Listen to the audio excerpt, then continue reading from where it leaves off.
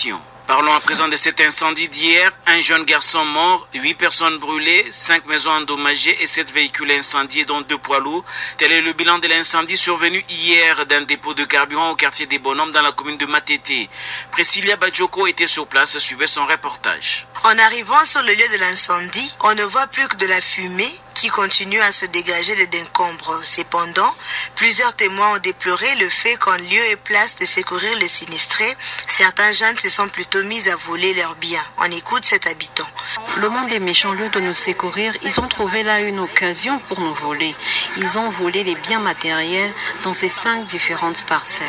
Une affaire ce qui a 4 ou 5 parcelles, vraiment. Très touchés par ce drame, les habitants demandent aux autorités compétentes de localiser tous les autres dépôts de carburant présents dans le quartier. Le gouvernement ne devrait pas accepter ce genre de dépôts dans des quartiers résidentiels comme les nôtres. Qu'on délocalise ces dépôts afin de nous éviter des blessés et des morts. Signalant que les familles sinistrées ont reçu une visite de compassion du chef de l'État. Dès son arrivée à Kinshasa, Félix Tshisekedi, informé de l'incendie qui a causé d'énormes dégâts matériels et pertes en vies humaines la nuit du mercredi 16 mars à Des Bonhommes, un quartier situé le long de la route de l'aéroport, le couple présidentiel s'est arrêté pour constater les dégâts et apporter le premier réconfort aux sinistrés. Il a échangé avec le père d'une des victimes, un enfant de 14 ans, et a obtenu aussi des explications supplémentaires des autorités urbaines sur les circonstances de ce drame.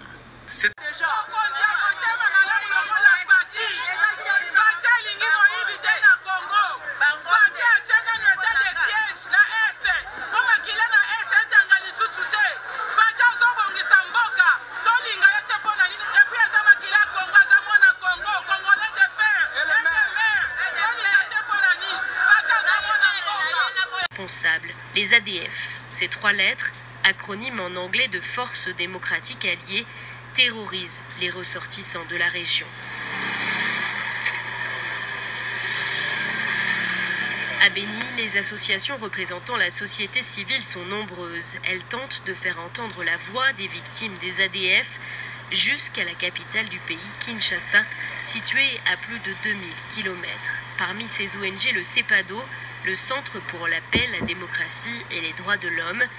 Le coordinateur Omar Kavota s'inquiète depuis l'attentat kamikaze de Noël. Il a peur de voir l'influence des ADF grandir encore. Au départ connu comme rébellion ougandaise, ce mouvement a connu de profondes mutations au regard de leur ralliement en certains groupes terroristes internationaux.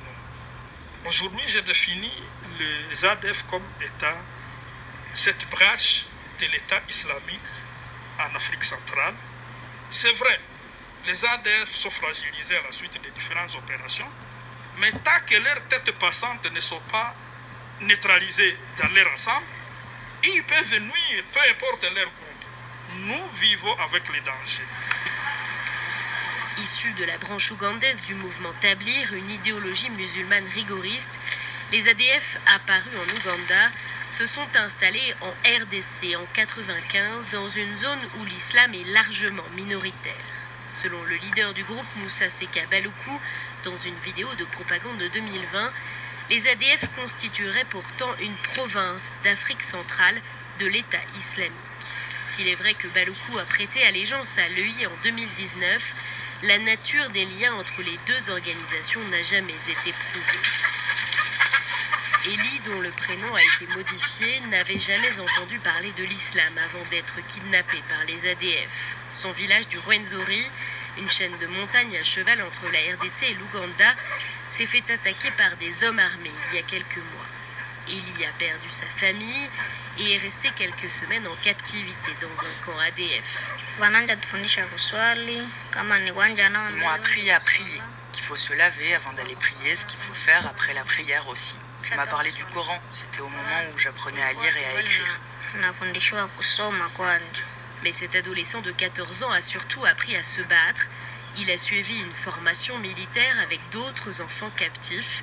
L'objectif pour les ADF est surtout de recruter de nouveaux combattants et les enrôler de force.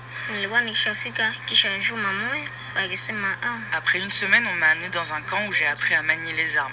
Après 2 semaines de formation, on m'a dit que je pouvais commencer à tourner avec eux. J'étais avec le chef, celui qui décidait où on allait et ce qu'on allait faire.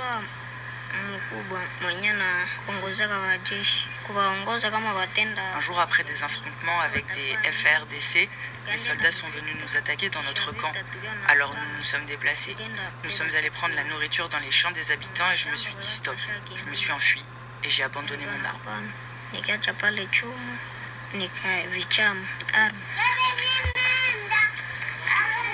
Après plusieurs jours passés en brousse à fuir les ADF, cet enfant soldat a finalement retrouvé une partie de sa famille. Il a pu reprendre l'école et essaye de se reconstruire lentement.